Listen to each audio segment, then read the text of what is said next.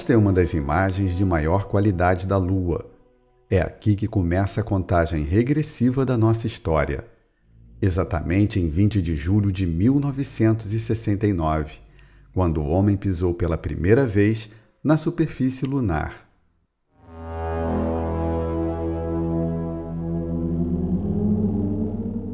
Nos 50 anos seguintes, segundo uma revelação atribuída ao médium Chico Xavier, a humanidade teria liberdade para se autodestruir em uma terceira guerra mundial.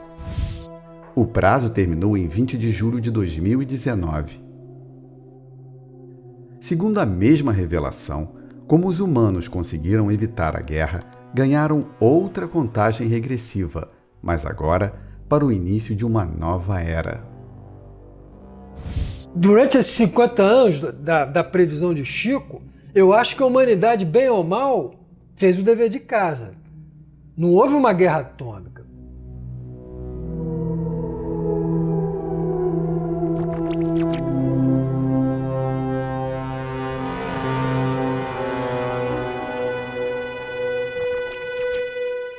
Dias antes do fim do prazo de 50 anos, o debate sobre o tema se intensificou na internet. Para muitos, uma bobagem. Mas, independente de crenças, esta história nos convida a refletir sobre a nossa existência.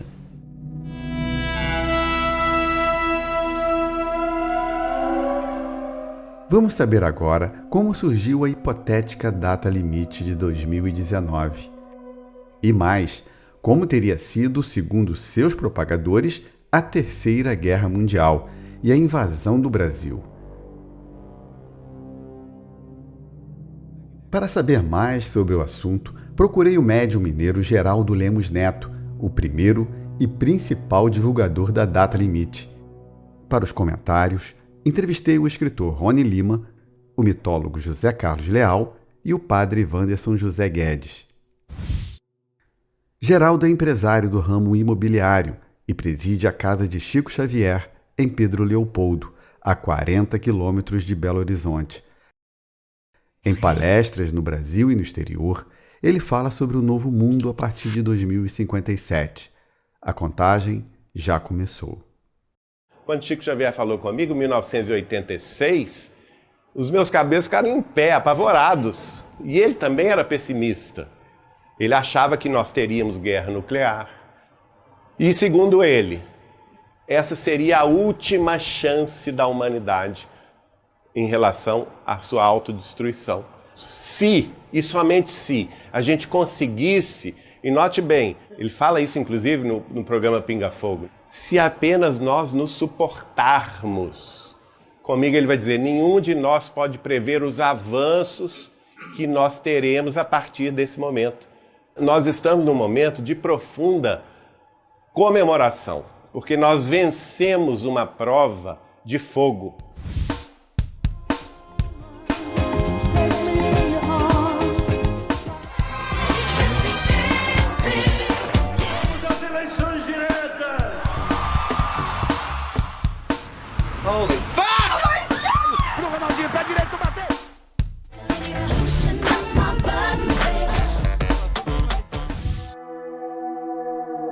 O relato de Geraldo ganha relevância por sua proximidade com o médium. Minha família materna, Machado de Pedro Leopoldo, acompanhou toda a vida de Chico Xavier desde quando ele era criança. A minha avó materna, Carmen Machado dos Santos, foi colega dele no grupo escolar.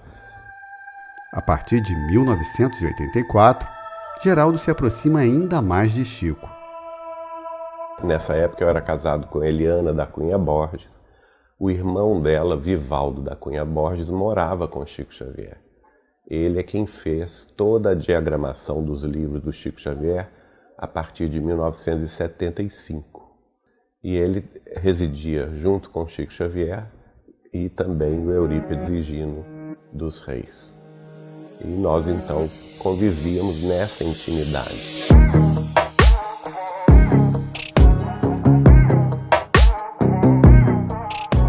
Um acontecimento, segundo Geraldo, marca o início da contagem para a data limite. O Chico Xavier psicografou um livro do espírito guia dele, o espírito de Emmanuel, em 1937, publicado em 1938, que chama-se A Caminho da Luz. No livro A Caminho da Luz, o guia espiritual do Chico diz que as potências angélicas que dirigem o sistema solar haviam se reunido na face da Terra só 2 ocasiões. Na formação da Terra, há 4 bilhões e 500 milhões de anos atrás, e quando Jesus, ele próprio, governador da Terra, pisou o solo do mundo na Galileia.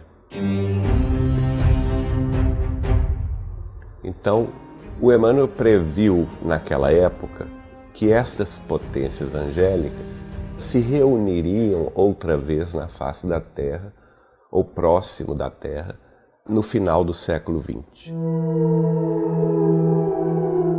Foi uma tarde e noite aí de 1986. Nós conversávamos, eu e ele, Chico Xavier, na casa dele, e aí ele me falou assim, olha, lembra-se disso, Geraldinho, que o Emmanuel previu que as potências angélicas que dirigem o sistema solar se reuniriam no final do século XX? Eles, na verdade, já se reuniram quando o homem pisou na Lua, no dia 20 de julho de 1969.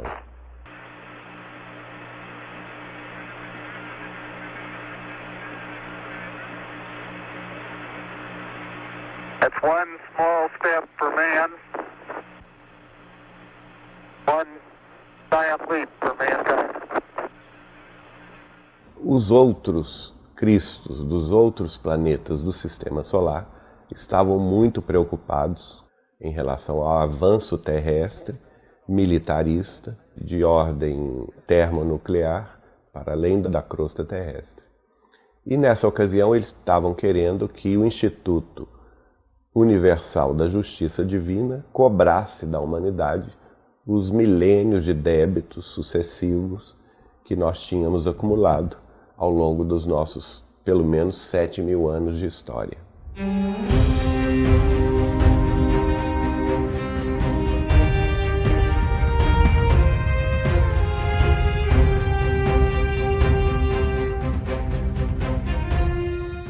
E aí o Chico me revela que Jesus, que é o governador da Terra, ainda uma vez mais vai advogar a nossa causa e vai pedir que o Instituto da Misericórdia Divina nos desse uma última chance. Então ficou acordado entre eles que seria dado à Terra um prazo de 50 anos. Essas potências angélicas colocaram uma condição. Nós teríamos liberdade de ação, claro, porque isso é da lei divina, e que a única coisa que seria inaceitável nesse período de 50 anos seria o início da Terceira Guerra Mundial, uma guerra cujas consequências seriam devastadoras. Mas como surgiu esta história mais de 10 anos depois da morte de Chico Xavier? O médium morreu em 2002. É engraçado que as pessoas falam comigo assim, mas por que você não disse isso na época? Gente, eu era um garoto de 24 anos, quem era eu? Meu cabelo ficou em pé, não é? Ainda mais pelo seguinte, o Chico, nessa ocasião, era extremamente pessimista. Ele não acreditava que a Terra venceria esta prova. E inclusive, nós temos um vídeo dele falando isso. A nossa educação hoje ela vai voltar. Depois da próxima guerra, ela volta ao princípio. O plano espiritual está fazendo força para evitar. O mais que puder, né? Mas já... A história, no entanto, só veio à tona depois de uma entrevista de Geraldo à espírita Marlene Nobre, no jornal Folha Espírita, em maio de 2011. O tema seria abordado ainda no documentário Data Limite, segundo Chico Xavier, de 2014. A revelação gerou controvérsias. Para o mitólogo José Carlos Leal, previsões apocalípticas caducam. Durante muitas vezes, acontecem muitas profecias milenaristas, que o mundo ia acabar em certa época do ano, Então isso gera uma ansiedade. Mas quando chega a data limite, a época específica, não acontece nada. Muita gente duvida que Chico tenha declarado uma data limite. Nenhuma conversa, depois que acaba, quando você refaz, é a mesma conversa. Constrói-se uma outra conversa. Se eu não gravei, se perdeu. Porque você vai ouvir não a conversa, mas a versão que eu tenho da conversa que eu tive com fulano de tal, com A, B ou C. Existe imprecisão na suposta revelação, observa Leal. Se nós pudermos nos suportarmos uns aos outros, quando não nos pudermos amar uns aos outros, segundo os preceitos de Jesus, até que essa era prevaleça, provavelmente no próximo milênio. Não sabemos se no princípio, se no meados ou se no fim. O terceiro milênio nos promete maravilhas. Se eu tirar o C, eu posso marcar uma data. Vai acontecer por isso, por isso. Agora, se acontecer isso, se acontecer aquilo, aí eu já não posso mais trabalhar com hipóteses.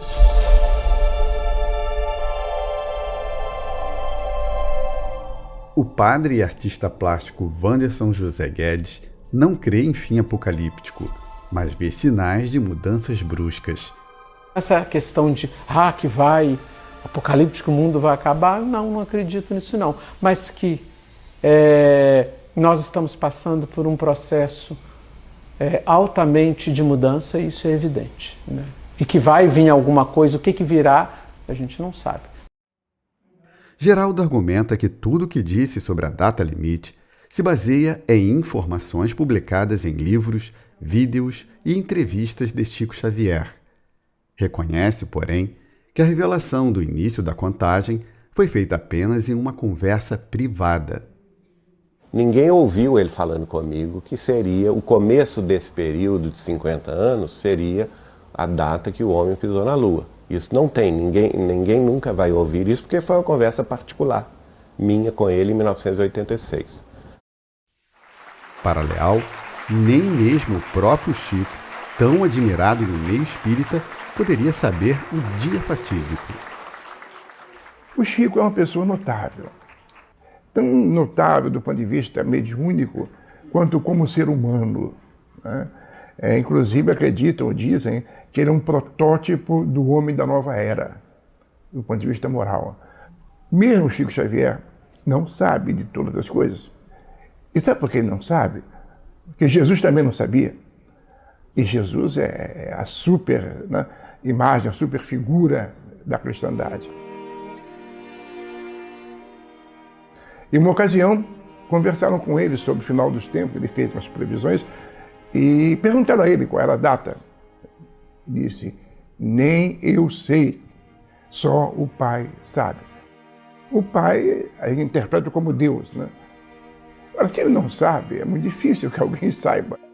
Nas redes sociais, muitas contestações. Geraldo não se intimida.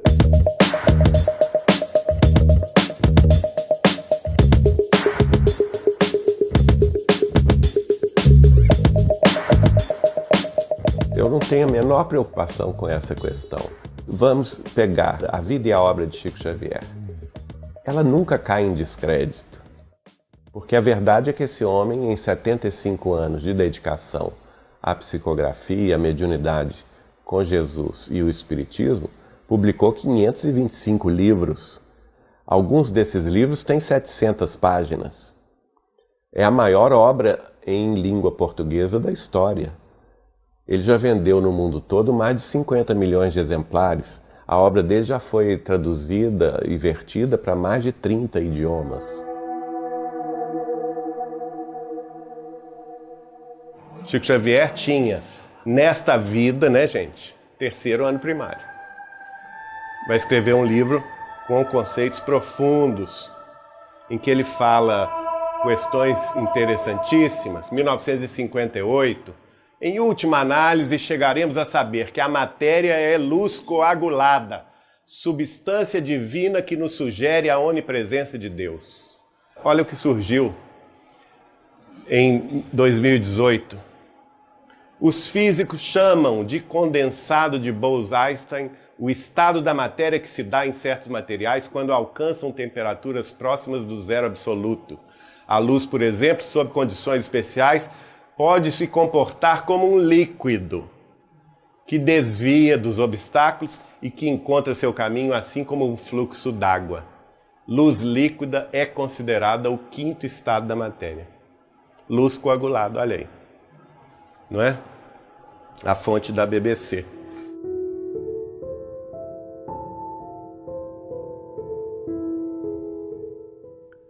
Em palestras, Geraldo cita inovações previstas em livros psicografados por Chico Xavier. Alguns são assinados por André Luiz. Seria o pseudônimo usado pelo espírito do sanitarista Carlos Chagas. Nós vamos ver antecipações científicas extraordinárias na obra de André Luiz, que ele começou a escrever com Nosso Lar, o primeiro livro que saiu em 1944. André Luiz fala assim: na cidade espiritual de Nosso Lar, todos os habitantes possuem um aparelho comunicador pessoal. E aí? Alguém tem isso aqui? Hoje nós temos, né? Em 43 a gente tinha? Não tinha. E outra coisa, ele descreve a tela, que era muito fina, né? Uma tela de projeção de imagens finíssima, que continha na mesma tela imagens distintas de lugares distintos. Então o que é isso, gente? Tela plana, picture in picture. Você pode sair hoje e comprar, é ou não é? Naquela época não existia aqui. O público acompanha atentamente.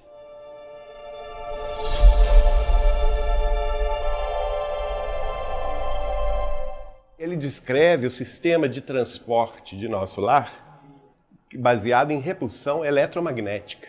Ele vai explicar isso no livro Os Mensageiros. Repulsão eletromagnética.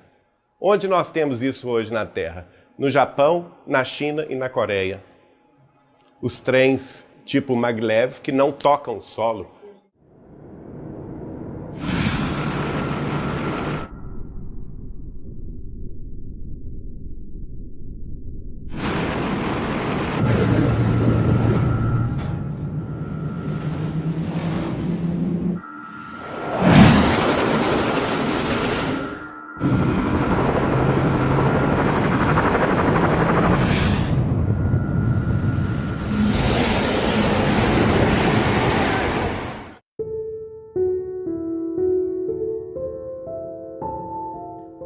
É claro que podemos encontrar exemplos de gênios que vislumbravam o futuro.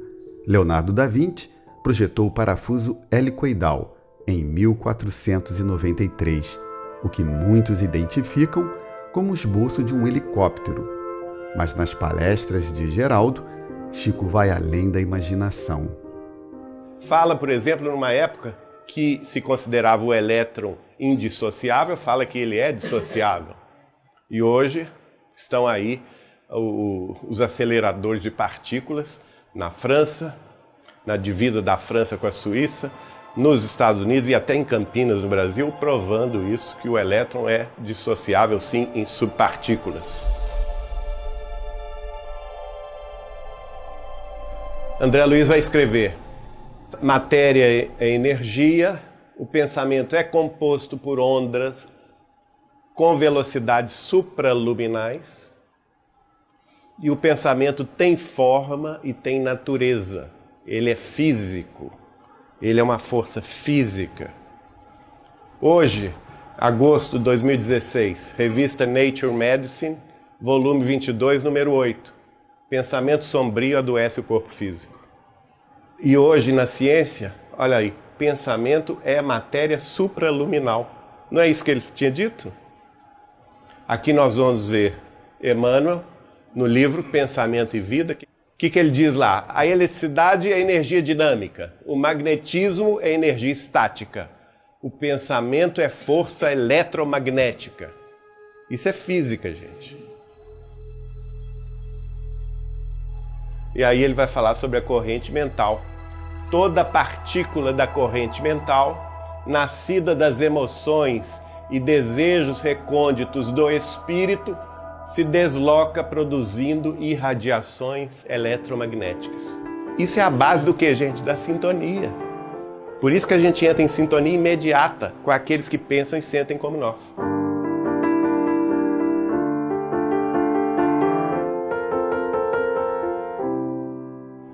Isso foi que André Luiz escreveu. O que a ciência está nos falando hoje?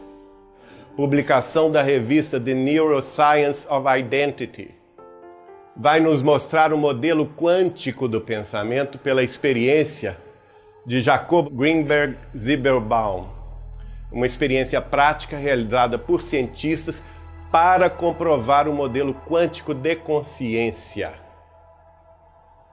Através desses experimentos com centenas de pessoas, chegou-se à seguinte conclusão: os sujeitos colocados em distâncias, às vezes de países para países, conseguiam transmitir o seu pensamento ao outro sujeito. Com isso, se provou que a consciência é não local, é não material. E que existe um processo de comunicação entre nós, seres humanos, que os cientistas chamam de comunicação quântica. Muito bonito isso, né? Só que os espíritas já sabem disso desde 1857. Por quê? A consciência não local é o quê? O espírito. Aqui cabe uma ponderação. Muitas dessas experiências, como as de Jacob Greenberg, recebem contestações e são vistas com reservas por outros cientistas. Mas Chico não é ignorado pela ciência. Em seus livros, a glândula pineal é apontada como a responsável pela mediunidade. A PubMed é a mais importante publicação científica do mundo. Ela vai publicar na íntegra, nessa revista, Neuroendocrinology Letters, o artigo escrito por 6 médicos espíritas brasileiros. O artigo é este, né? Publicado, chama-se Aspectos Históricos e Culturais da Glândula Pineal, comparação entre as teorias proporcionadas pelo Espiritismo na década de 1940 e as atuais evidências científicas, mostrando que o que André Luiz escreveu através de Chico Xavier se confirma perfeitamente nas evidências científicas atuais. Esses foram os médicos que publicaram isso: Giancarlo Luchetti, Jorge Dyer Jr., Décio Andoli Jr., Juliane Gonçalves e Alessandro Luchetti. O artigo foi publicado na íntegra, sem mudança alguma.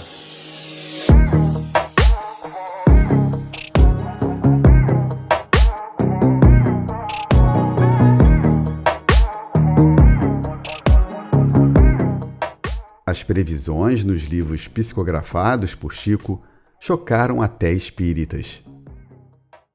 Dr. Ari Lex de São Paulo, desculpe que ele está desencarnado, mas é verdade, fez uma comissão de médicos, eminentes médicos espíritas de São Paulo, Rio, Belo Horizonte, foram a Chico Xavier para falar com ele o seguinte: olha, Chico, você precisa mudar o que você escreveu nesses livros de André Luiz, porque está tudo errado. Ah, vocês acham que está tudo errado? Olha, vocês vão me desculpar, mas eu tenho que consultar o autor. Porque o autor não sou eu. Eu sou só o veículo. Eu não posso fazer nada sem consultar o autor. Chico falou com eles assim: olha, o André Luiz está aqui, chegou. Ele está dando o seguinte recado para vocês, e vocês vão me perdoar a franqueza. Mas ele está dizendo o seguinte: tudo que vocês sabem até agora está errado. No futuro, a ciência médica chegará nesses conceitos que eu estou escrevendo agora.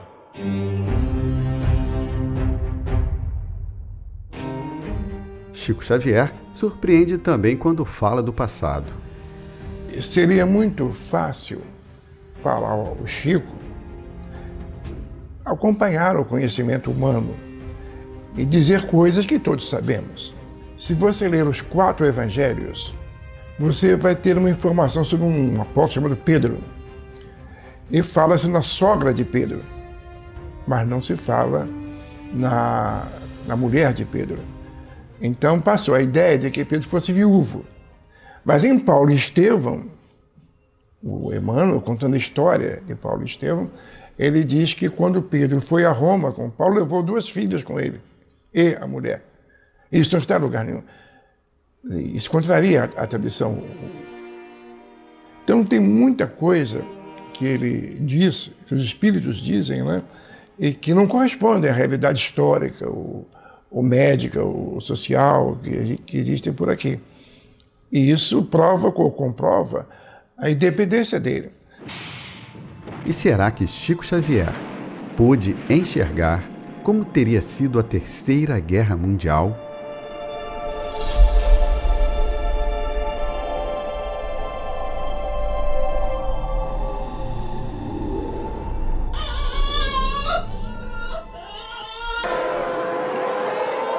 Eu perguntei ao Chico, mas e se acontecer a guerra nuclear? O que vai ser da Terra? E de cara o Chico já foi falando. O caminho da guerra será devastador. Em pouco menos de uma semana, 2/3 da população terrestre irá desencarnar em situação de extremo desespero. O hemisfério norte do planeta ficaria inabitável. Segundo Geraldo, o que sobrasse da ONU imporia uma nova divisão territorial no que restasse do planeta. O que o Chico vai me revelar é que a invasão das grandes potências militaristas seria coordenada de tal forma que eles dividiriam a América do Sul em 5 nações. Seria deixado aos brasileiros apenas o Sudeste e parte de Goiás com Brasília. O Nordeste seria ocupado pelos eslavos, especialmente pelos russos. Canadá, México e Estados Unidos seriam os novos donos ou os novos ocupantes da Amazônia, não somente o norte do Brasil, mas a Venezuela, Colômbia, também o Equador. A China, o Japão e a Coreia ocupariam os estados do centro-oeste brasileiro, mais o Paraguai, a Bolívia, o Peru. E o sul do Brasil seria ocupado juntamente com os países Argentina, Uruguai e Chile pelos europeus. Alguns outros iriam também para a parte sul da África, e na Ásia também alguns outros iriam ocupar a Austrália e a Nova Zelândia. 5, 4, 3, 2, 1, ignition. O mundo esteve de fato perto de uma guerra nuclear.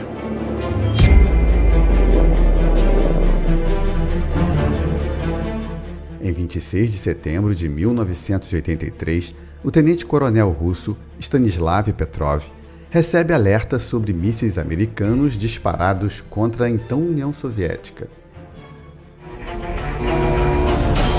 Пошла ракета, повторяю, пошла баллистическая ракета. Военная база западное побережье США. Время старта 00:15:03. Уровень достоверности максимальный. Se ele informar o ataque, os superiores vão preparar uma retaliação.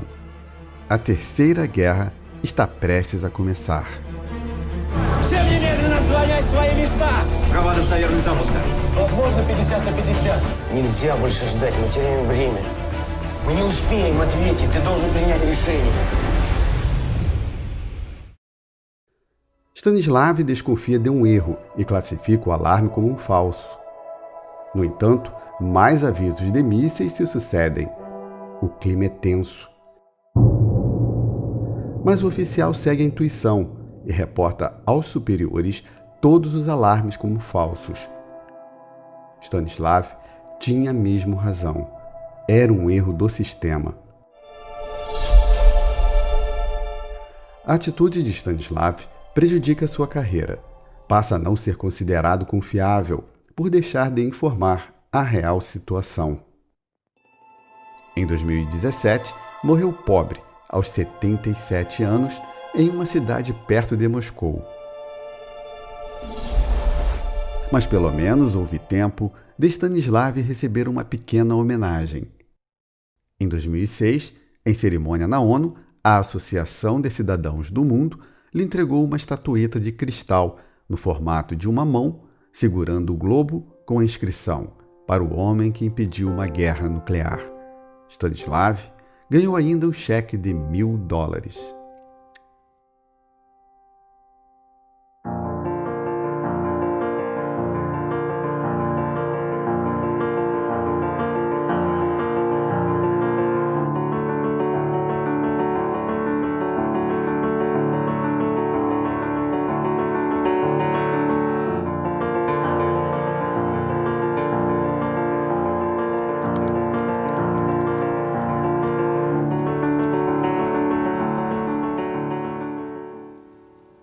A guerra seria um grande revés na história da humanidade. E o Chico, nessa ocasião, me falou: olha, se acontecer a guerra, o mundo de regeneração não vem tão cedo. Nós vamos gastar pelo menos 900 anos de reconstrução do que foi perdido. E provavelmente, somente depois do ano 3000, a Terra entraria na condição de mundo em regeneração. E qual é a importância em se tornar um mundo em regeneração? Qual que é o objetivo da regeneração, do futuro da humanidade? Integração cósmica. A Terra vai deixar de ser aquela casa fechada. Nós vamos finalmente entrar em contato com outras civilizações mais avançadas do que nós, que esperam ansiosamente que a Terra faça parte dessa comunidade interplanetária. Este detalhe da previsão de Chico Xavier propiciou a aproximação entre espíritas e ufólogos. Existe uma passagem do Evangelho de João com que Allan Kardec trata do Evangelho segundo o Espiritismo, as valas moradas na casa de meu pai.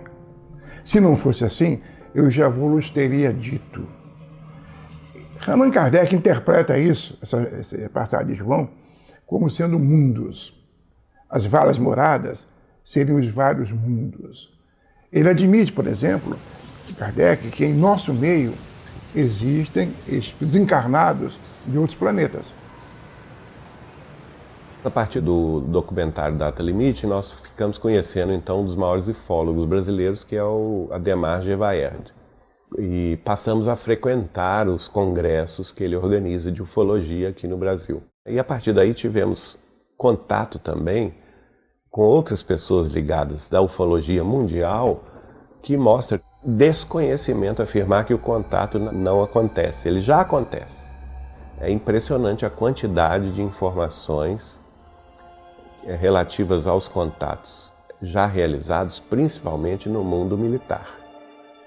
Em 2014 e 2015, caças americanos da Marinha Americana visualizaram seus radares nas suas câmeras discos voadores, objetos não identificados na costa leste, ali do estado da Virgínia até o estado da Flórida.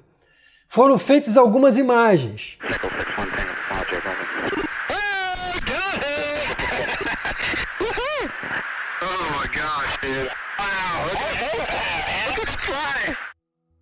Quando o New York Times veiculou essa matéria, calou-se, ninguém falou nada, o governo não admitiu, etc.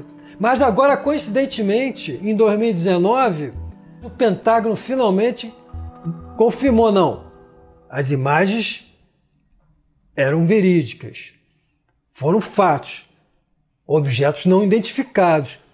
O porta-voz do Pentágono, Joseph Greicher, reconheceu a autenticidade de 3 vídeos, mas definiu os casos como fenômenos aéreos não identificados. Explicou ter evitado o termo OVNI por estar associado no imaginário popular a naves alienígenas e observou que desde o lançamento dos drones no mercado, os registros de avistamentos se multiplicaram. Esses casos, admitidos pelo Pentágono, ainda não possuem explicação. Um dos objetos possuía quase 14 metros de comprimento. Um outro objeto desceu em instantes, de 18 mil metros a 15 metros sobre o mar. Os deslocamentos chegavam a Mach 5, 5 vezes a velocidade do som. E são naves que dominam uma tecnologia que a humanidade ainda não domina. Os vídeos mostram a surpresa dos pilotos de caça perseguindo, olhando objetos assim com velocidade que eles chamam hipersônicas, e de repente eles flagram um parado no ar.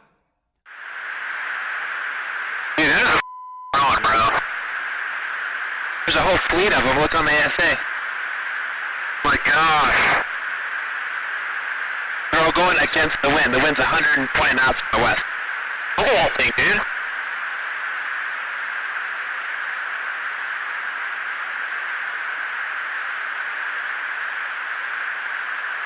That's not our LNS though, is it? It's not. That is the LNS, dude.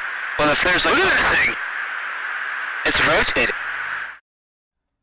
Gente, olha só, vamos ter um entendimento do que é isso. Uma coisa é você ter um drone, um helicóptero que para e consegue depois seguir viagem em linha reta. Outra coisa é um objeto em forma de disco voador numa velocidade tal, de repente para e fica no ar, zoom, e segue caminho. Não existe tecnologia humana que domine esse tipo de voo, de velocidade. Na reportagem do New York Times de 2017, revelou-se ainda que o Pentágono gastou 22 milhões de dólares entre 2007 e 2011 em um programa para investigar OVNIs. Os diferentes governos do mundo estão pouco a pouco liberando informações para os estudiosos. A coisa caminha devagar, tem muito a ver assim com um certo receio de causar pânico. Um dos fatos da ufologia mundial de maior repercussão foram discos voadores ou objetos não identificados que foram detectados por caças brasileiros no espaço aéreo de São José dos Campos, isso em 1986. Controle, o Mike Bravo Zulu está pro onda radial 270 de São José, está perseguindo um objeto aqui, cara. Ele já está atrás. Mike Bravo Zulu, São José, poderia descrever o objeto novamente? Pode afirmar com certeza que não se trata de estrela? Afirmativo, você desapareceu novamente. Entendi, desapareceu novamente. Com certeza não se trata de estrela. Afirmativo. Brasília, o cara tá vendo outra direita dele na radial 100 mais ou menos. Disse que não é estrela, não, e foi atrás. É uma festa. Tem um amigo que participou da cena em que o então ministro da Aeronáutica do presidente Sarney, o Moreira Lima, comunica ao presidente Sarney, assim atônito, como caças da Força Aérea perseguiram objetos nesse dia de São José dos Campos e não conseguiram alcançar, dada a velocidade desses objetos. O Moreira Lima, no governo, ele sempre foi visto como um sujeito que acreditava em disco voador. Ele nunca negou essa história de 1986. Mas era assim, uma coisa intramuros, vamos dizer assim. Eu uma vez estava entrevistando ele pela Folha de São Paulo, ele já não era mais ministro, e eu falei para ele, ministro, isso aqui não faz parte da entrevista, é só um papo informal, mas vamos combinar, né? Principalmente quem é da Força Aérea, que vive voando pelo espaço aéreo brasileiro, está toda hora encontrando objetos não identificados, né? Essa disco voador é uma realidade, né, ministro? Por que o governo não libera essas informações? Ele olhou meio desconfiado para mim assim e falou assim, de fato, a gente tem registros dessas aparições, mas a gente não divulga para evitar de causar pânico na sociedade. Ponto. Não falou mais nada.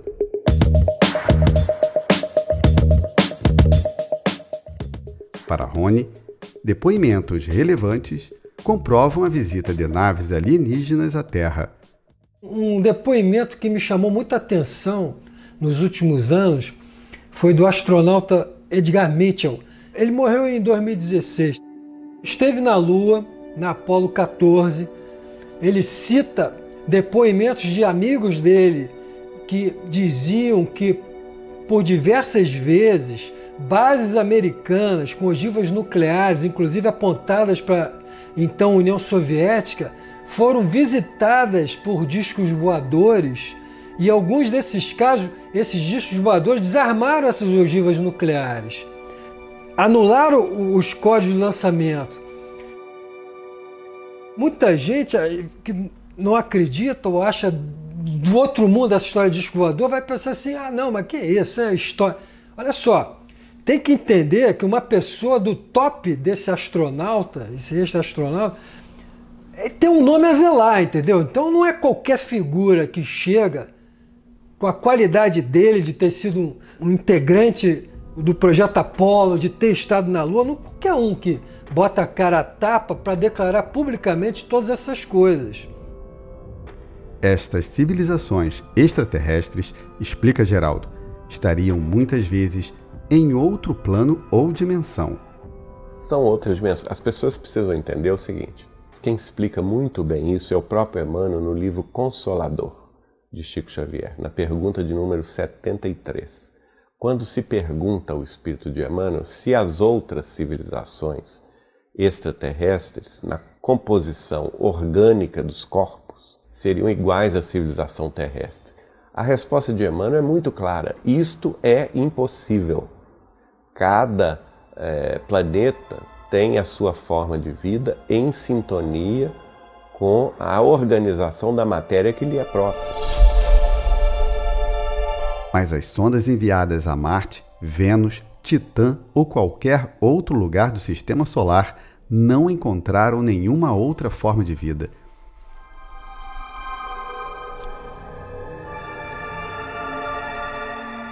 E muita gente que questiona isso comigo diz assim, ah, mas as naves estão indo lá e não estão vendo nada. Eles não conseguem ver o plano espiritual. Nós conseguimos ver o plano espiritual da Terra? Não. A gente consegue ver nosso lar? Não. E, no entanto, está aqui, segundo Chico Xavier, a 50 quilômetros de altura da cidade do Rio de Janeiro. Então, a Terra hoje está na condição do aluno que não foi repetente. Nós podemos dizer hoje que a Terra já passou de ano e vai enfrentar, nos próximos 38 anos, uma época gloriosa de aceleração das transformações que nos levarão a quê? A integração cósmica. E o Chico Xavier ainda prevê que essa integração cósmica começará quando o homem estabelecer na Lua a primeira base, a primeira colônia lunar. Isso ele disse no programa Pinga Fogo. Se não entrarmos numa guerra de extermínio nos próximos 50 anos, então nós podemos esperar realizações extraordinárias da ciência humana partindo da Lua. Então, na Lua, é possível que o homem construa as cidades de vidro, as cidades estufas, onde cientistas possam estabelecer pontos de apoio para a observação da nossa galáxia. Então teremos, quem sabe, a possibilidade de entrar em contato com outras comunidades da nossa galáxia, porque nós vamos compreender que fazemos parte de uma família universal, que não somos o único mundo criado por Deus.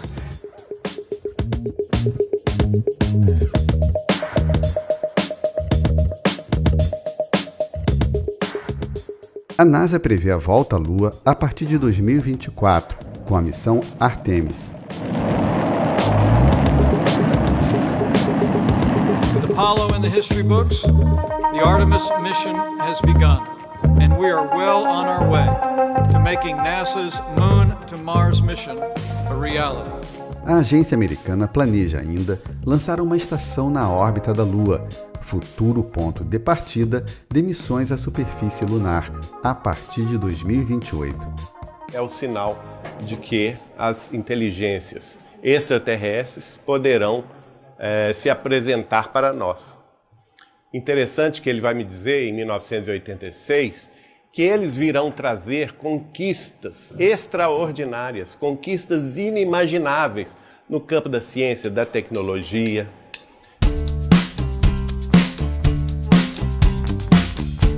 A questão do envelhecimento. Este século XXI, nós vamos chegar em algum momento do futuro a descobrir o que causa o envelhecimento das células. Disse-me ele que vamos tomar uma pílula diária só e ela vai interromper o processo de envelhecimento do corpo na idade que a gente escolher.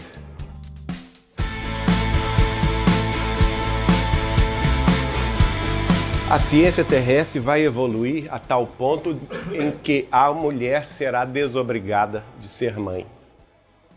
Né?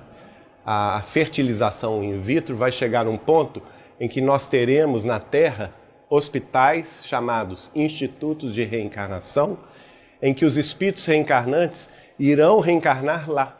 Desculpem a expressão, mas sem as influências, às vezes, nocivas da mente da mãe e do pai. Né? E ele prevê que isso vai acontecer por volta do ano 2500. Por volta de 2050, a indústria da televisão vai se aperfeiçoando de modo tal que, sem querer, lá nas indústrias, eles sintonizando os aparelhos que eles produzirão lá nessa época, vão descobrir uma imagem. Esses que estarão lá na imagem vão dizer assim: nós somos do mundo espiritual terrestre. Nós todos teremos em casa um aparelho desse, na parede, para a gente conversar com os nossos entes queridos no além. Ele ainda brincou assim: nessa época os médiuns vão ficar desempregados. Então nós estamos no último período do mundo de expiações de provas. O que é regenerar? É gerar de novo. Então uma nova sociedade, um novo mundo, uma nova era. Então nós estamos caminhando para a redução das doenças. Estamos discutindo a nanotecnologia, que também será um avanço interessante, como da biologia, por exemplo, da própria medicina. Então isso daqui, por exemplo, a 200 anos, imaginem em que nível estaremos nós com a ciência.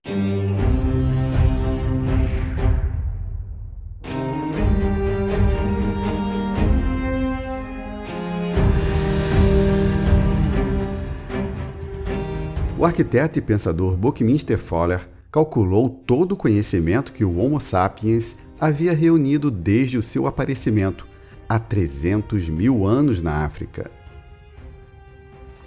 Para se dobrar esse conhecimento, estimou que, em 1900, a humanidade precisava de apenas 100 anos, isto é, a teoria da curva da duplicação do conhecimento. No final da Segunda Guerra Mundial, o tempo para dobrar o conhecimento se reduziu para 25 anos.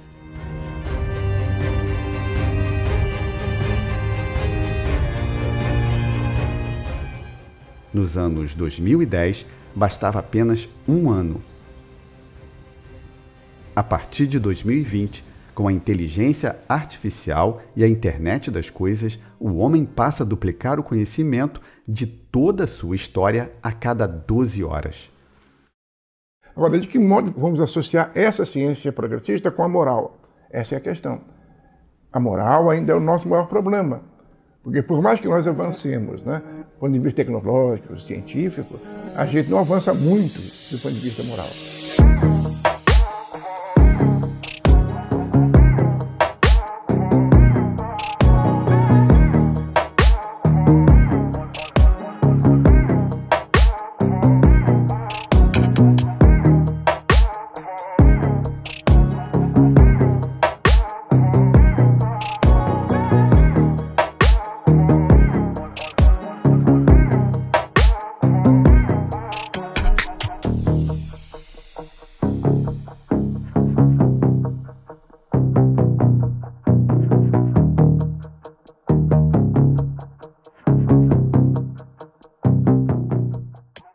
Nós vivemos num mundo extremamente consumista. E é o consumismo que faz com que anule o meu ser enquanto pessoa. Eu não valho pelo que eu sou, mas pelo que eu produzo e pelo que eu tenho. Então, isso é nefasto para a sociedade. Não é com o fim do prazo de 50 anos que a Terra se elevou. O prazo de 50 anos foi, vamos dizer assim, a última chance da humanidade se endireitar e não se entregar à guerra nuclear. Mas nós ainda estamos no período chamado por Allan Kardec de transição planetária entre o mundo de expiações e de provas e mundo de regeneração. Segundo a doutrina espírita, existe uma espécie de escala de mundos. Então, tudo começa com o mundo primitivo. O que é um mundo primitivo? É um mundo onde os espíritos têm as primeiras encarnações. Do mundo primitivo se passa ao mundo de provas e expiações, que é esse mundo aqui. Geraldo explica quando começaram as transformações e por que, em 2057, o mundo entrará na nova era.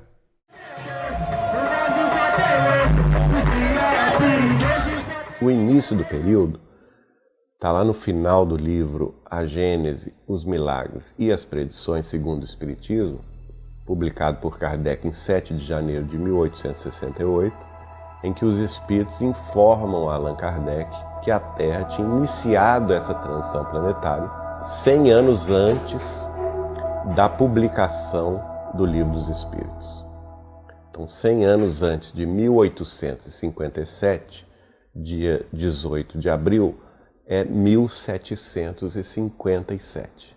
Por Chico Xavier, a gente sabe o final da transição planetária. Porque, perguntado ao vivo na TV Tupi de São Paulo qual que era a opinião de Emmanuel, ele vai responder: Emmanuel afirma que a Terra será um mundo em regeneração no ano 2057. Então, qual que é o período? 300 anos. É claro que é difícil você falar que a gente está entrando num momento de regeneração, numa nova era, quando você vê o mundo nessa turbulência total, o agravamento dos desastres ambientais, o agravamento das guerras, das disputas.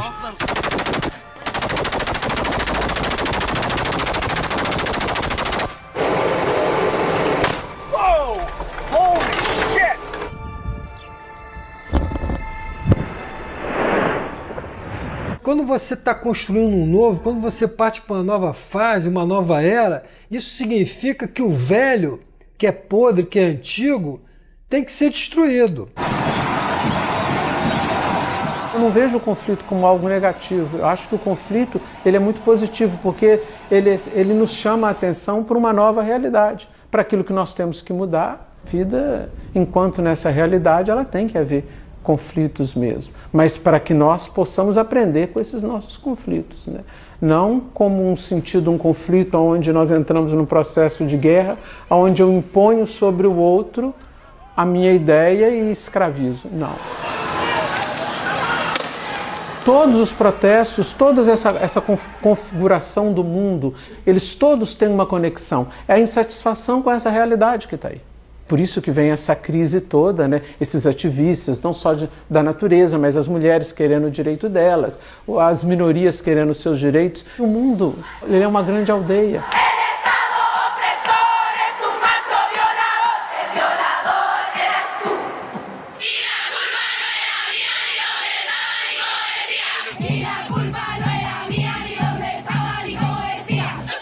Já se perguntava muito o que seria o futuro da humanidade logo depois da Segunda Guerra. Com o advento da tecnologia, tudo isso simplesmente agravou e nos mostrou ainda mais essa realidade. O que nós vamos fazer com essa nova forma de sociedade que vem por aí? Na verdade, o ser humano está buscando uma nova fase para a sua vida. Isso vai acontecer. Nós somos, como Raul Seixas falou, essa metamorfose ambulante. Nesses 50 anos, de 1969 até este ano 2019, A humanidade esteve à beira do abismo várias ocasiões. Mas, vencendo o período belicista, o Chico vai falar que o mundo será um mundo regenerado, mas para que isso aconteça, diversos tipos de transformações ocorrerão no planeta. O próprio Chico, nessa hora, ele vai falar, não serão anos fáceis, porque as bases da sociedade materialista vão ser colocadas em xeque. Então nós teremos grandes movimentos nesses 38 anos que nos separam de 2057 para refazer a sociedade. Uma sociedade mais fraterna, mais justa, mais solidária, não somente entre as nações e as diferenças socioeconômicas e políticas entre as nações, mas também mais solidárias com as outras civilizações vizinhas, como antecipou Humberto de Campos através do Chico, quando disse que nós compreenderíamos então o imperativo da paz, solidários com o progresso dos outros mundos que se nos circunvizinham.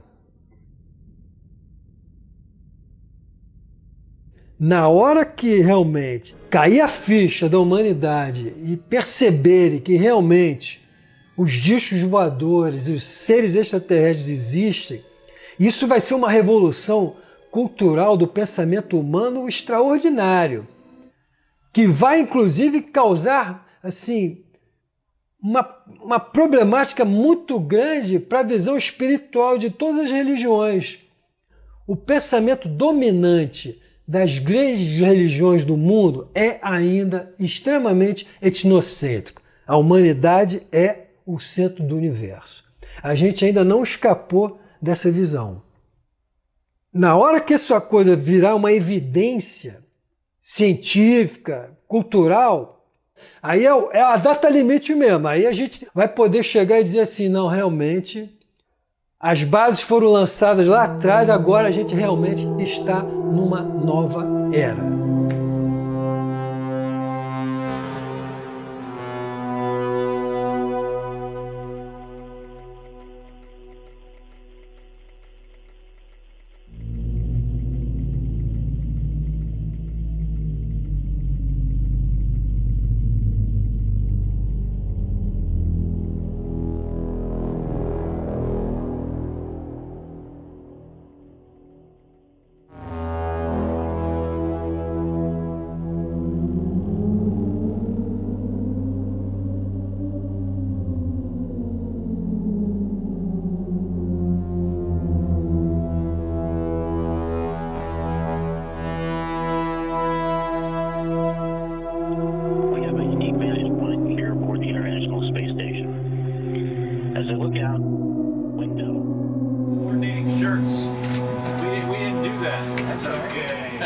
Hello. How's it going? How are you?